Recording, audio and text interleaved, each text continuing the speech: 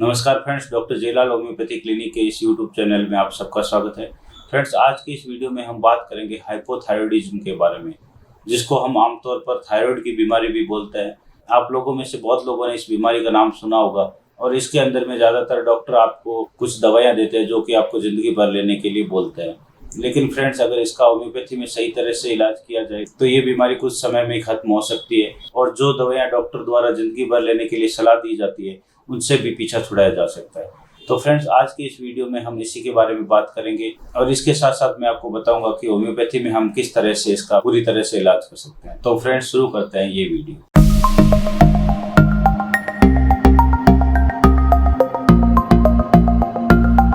Friends, सबसे पहले हम जानते हैं कि हाइपोथायरॉयडिज्म होता क्या है। फ्रेंड्स, ये एक बीमारी है जो कि हमारे थायराइड ग्लैंड से जुड़ी हुई है।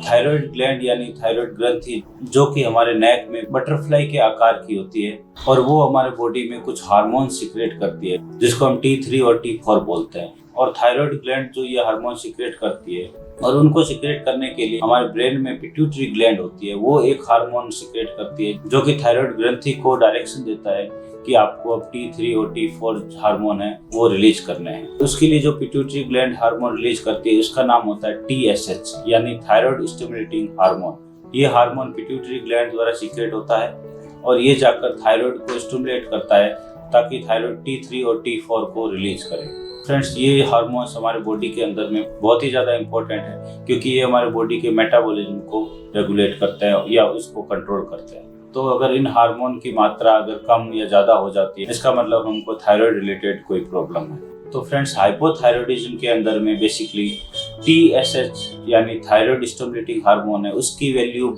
ज़्यादा बढ़ जाती है और जो T3 और T4 है उसकी वैल्यू नॉर्मल या उससे कम हो जाती है। तो जब ऐसी कंडीशन पैदा होती है तो उसको हम हाइपोथायरॉयडिज्म बोलते हैं। एज की बात की जाए कि ये किन उम्र के लोगों में ज़्यादा होता है, तो ये किसी भी उम्र में हो सकता है, बच्चे से लेके जवान में या बूढ़ों के अंदर में, किसी के अंदर में भी ये हो सकता है। और मेल और फीमेल की बात की जाए तो ये दोनों में ही होता है और अगर कंपेयर किया जाए तो फीमेल्स के अंदर में ये ज़्यादा देखने को मिलता है।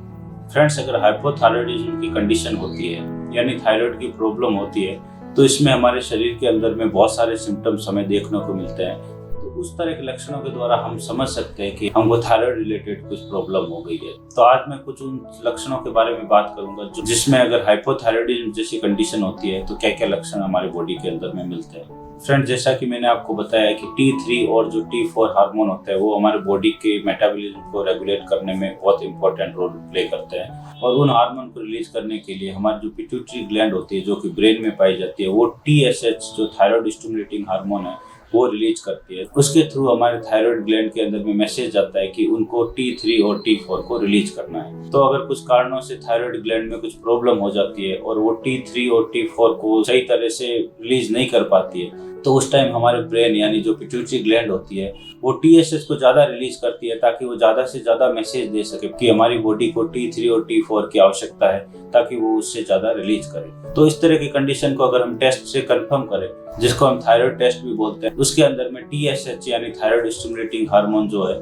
उसकी वैल्यू हमेशा ज़्यादा आती है और जो T3 और T4 होते हैं उसकी या नॉर्मल या कम रहती है। तो इस कंडीशन को हम हाइपोथायरॉयडिज्म कहते हैं। इसके अपोजिट भी एक कंडीशन होती है जिसको हम हाइपरथायरॉयडिज्म बोलते हैं, जिसके अंदर में ग्लैंड जो T3 और T4 है उसको ज्यादा रिलीज करती है। तो हमारे जो ब्रेन में पिट्यूटरी ग्लैंड है वो TSH को कम सिक्रेट करती है ताकि थायराइड ग्लैंड है वो T3 और T4 को ज्यादा ना रिलीज करे। उस तरह की सिचुएशन में अगर हम ब्लड टेस्ट करवाएंगे तो उसमें TSH की वैल्यू कम आएगी और T3 और T4 की वैल्यू बढ़ी भी आएगी। तो इस कंडीशन को हाइपरथायरॉयडिज्म बोलते हैं। लेकिन आज हम बात करेंगे हाइपोथायरॉयडिज्म के बारे में जिसमें TSH की वैल्यू बढ़ी हुई रहती है, T3 और T4 की वैल्यू नॉर्मल या फिर उससे कम रहती है। तो अगर इस तरह की कंडीशन हमारे बॉडी में पैदा होती है तो हमें क्या क्या सिम्टम्स देखने को मिलते हैं, हमको किस तरह के लक्षण देखने को मिलते हैं, उसके बारे में अगर हम बात करें तो सबसे पहला लक्षण इसमें है कि हमारे बॉडी में ओबेसिटी आ जाती है यानी मोटापा आने लगता है। हम धीरे धीरे मोटे होने लगते हैं और हम कई जगह पर हमारे बॉडी में सूजन भी आने लगती है, जैसे हमारे फेस पर, हमारे हाथों पर, जॉइंट्स पर पेट पर, इन सब भागों में सूजन आने लगती है। तो ये इसका मुख्य लक्षण होता है। इसके अलावा हमारी स्किन बहुत ज़्यादा ड्राई रहने लगती है, स्किन में ड्राइनेस आ जाती है, रूखापन आने लगता है, स्किन बहुत सूखी सूखी रहने लगती है। तो इस तरह के लक्षण भी हमें देखने को मिलते हैं। इसके साथ साथ हमारे जो नेल्स होते हैं यानी नाखून के अंदर में क्रैक आने लगते हैं और हमारी फिंगर्स में नमनेस आने लगती है, यानी हमारी जो उंगलियां हैं उसमें सूनापन सा महसूस होने लगता है। इसके साथ साथ जो फीमेल्स होती है उनमें बहुत ज़्यादा हेयर फॉल भी होना स्टार्ट हो जाते हैं, बाल झड़ने शुरू हो जाते हैं और उनकी आवाज़ के अंदर में थोड़ी भारीपन भी आने लगता है। इसके अलावा फीमेल्स का जो मेंस्ट्रुअल साइकिल होता है वो भी इरेगुलर हो जाता है, मंथली टाइम पर नहीं आता है और कभी कभी बहुत ज़्यादा दिक्कत होने से उन्हें बांझपन भी आने लगता है, यानी इनफर्टिलिटी जैसी स्थिति भी उत्पन्न होने लगती है। तो फ्रेंड्स, ये कुछ तरह के सिम्टम्स थे जो आमतौर पर देखने को मिलते हैं। इसके अलावा अगर हम मेंटल सिम्टम्स की बात करें तो इस तरह की कंडीशन में मूड स्विंग्स बहुत ज़्यादा होने लगता है और बहुत ज़्यादा चिड़चिड़ापन रहने लगता है, कुछ भी अच्छा नहीं लगने लगता है। इसके साथ साथ डिप्रेशन बहुत ज़्यादा रहने लगता है और हर टाइम चेहरे पर उदासी छाई हुई रहने लगती है। इसके साथ साथ हमारी नींद भी डिस्टर्ब हो रहने लगती है, हमको नींद प्रॉपर तरीके से आना बंद हो जाती है। इसके अलावा पेट से रिलेटेड भी कुछ तरह के सिम्टम्स देखने को मिल सकते हैं, जैसे कॉन्स्टिपेशन यानी कब्जियत की शिकायत रहने लग जाती है, पेट सही तरह से क्लियर नहीं हो पाता है, डाइजेशन में प्रॉब्लम रहने लगती है और इस तरह की कंडीशन के साथ साथ बॉडी में एनर्जी लेवल बहुत कम रहने लगता है, मतलब हर टाइम आलस जैसा फील होने लगता है, सुस्ती बनी रहती है, कुछ काम करने में मन नहीं लगता है और थकान भी बहुत ज़्यादा रहने लगती है। इसके साथ साथ कुछ हार्ट रिलेटेड भी सिम्टम्स देखने को मिलते हैं, जिसमें हमारे बॉडी में कोलेस्ट्रॉल का लेवल ज़्यादा बढ़ने लगता है और हमारी जो हार्ट बीट है वो थोड़ी स्लो होने लगती है और इसके साथ साथ पेशेंट को हर टाइम ठंडा ज़्यादा लगने लगता है, चिल्ली पेशेंट बन जाता है। तो ये कुछ तरह के सिम्टम्स होते हैं जो हाइपोथायराइडिज्म जैसी कंडीशन में देखने को बहुत ज़्यादा मिलते हैं। इसमें ये जरूरी नहीं होता है कि आपको सब सिम्टम्स एक साथ दिखाई देने लगे, हो सकता है कुछ सिम्टम्स शुरू हो धीरे धीरे, जैसे जैसे ये कंडीशन ज़्यादा बढ़ती रहती है वैसे वैसे ये सिम्टम्स हमको नजर आने लगते हैं। तो स्टार्ट में ये सारे सिम्टम्स एक साथ नजर नहीं आते हैं। फिर भी अगर कुछ मेन सिम्टम्स की बात करें तो उसके अंदर में ओबेसिटी यानी मोटापा, ये बहुत मेन सिम्टम्स है जो कि हमें बहुत ज़्यादा कॉमन देखने को मिलता है। इसके साथ साथ शरीर में सूजन, हमारी उंगलियों में सूनापन, स्किन का ड्राइनेस रहना और हेयर फॉल होना, इसके साथ साथ हमारे बॉडी में बहुत ज़्यादा सुस्ती, आलस आ जाना, ये सारे सिम्टम्स जो होते हैं ये मुख्यतः ज़्यादा देखने को मिलते हैं। तो अगर इस तरह के सिम्टम्स अगर हमें देखने को मिल रहे हैं तो हमें अपने थायराइड का टेस्ट जरूर करवाना चाहिए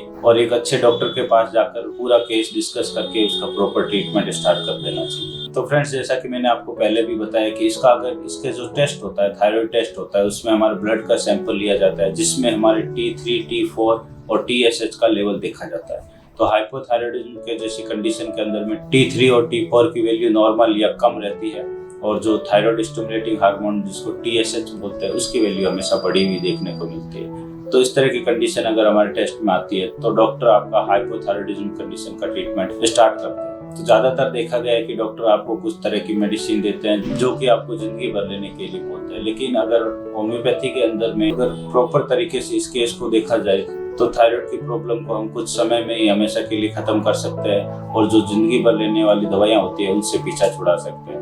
तो फ्रेंड्स, होम्योपैथी का जो ट्रीटमेंट होता है वो हमेशा आपके सिम्टम्स पर निर्भर करता है, आपके जो लक्षण होते हैं उस पर आधारित होता है। तो इसलिए आपको एक होम्योपैथी डॉक्टर से पूरी तरह से सलाह लेने के बाद ही ट्रीटमेंट स्टार्ट करना चाहिए, जो कि आपके लिए एक परफेक्ट ट्रीटमेंट रहे और उन डॉक्टर की गाइडेंस में ही आपको पूरा ट्रीटमेंट लेना चाहिए। कुछ जो मेडिसिन है जो कि थायराइड जैसी प्रॉब्लम के लिए बहुत ज़्यादा इफेक्टिव है और मैं अपने क्लिनिक में भी थायराइड के जो पेशेंट होते हैं उसमें बहुत ज़्यादा यूज करता हूँ, वो मैं आपको बता रहा हूँ, लेकिन ये सिर्फ आपके नॉलेज के लिए है। मैं आपको ये सलाह बिल्कुल नहीं दूंगा कि आप सिर्फ ये वीडियो देखकर वो दवाइयों को लेकर अपना ट्रीटमेंट स्टार्ट करें, ऐसी सलाह बिल्कुल नहीं दूंगा। आप एक होम्योपैथी डॉक्टर से मिलके उसके साथ पूरा केस डिस्कस करके उसके बाद में ट्रीटमेंट स्टार्ट करें तो वो आपके लिए परफेक्ट ट्रीटमेंट रहेगा।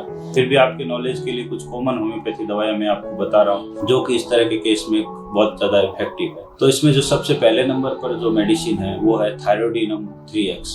ये मेडिसिन मैं अपने क्लिनिक में हाइपोथायराइडिज्म के केस में हर पेशेंट को देता हूँ। इसकी जो डोजेज है वो मैं पेशेंट के सिम्टम्स के आधार पर तय करता हूँ। ज़्यादातर मैं उसकी एक टैबलेट सुबह और एक टैबलेट शाम को लेने को बोलता हूँ। तो ये दवाई मैं कुछ महीनों तक कंटिन्यू करने को बोलता हूँ। इसके अलावा जो सेकंड नंबर पर दवाई है वो है आयोडियम 30। इस मेडिसिन को मैं दिन में 3 बार लेने के लिए बोलता हूँ। इस मेडिसिन को भी मैं हाइपोथायराइडिज्म जैसे केस के अंदर मैं बहुत ज़्यादा यूज करता हूँ। इसके अलावा जो थर्ड नंबर पर मेडिसिन आती है वो है कैलकेरिया कार्ब 200। ये मेडिसिन मैं मोस्टली दिन में एक बार लेने के लिए बोलता हूँ और डेली इसको दिन में एक बार करके कंटिन्यू लेनी रहती है।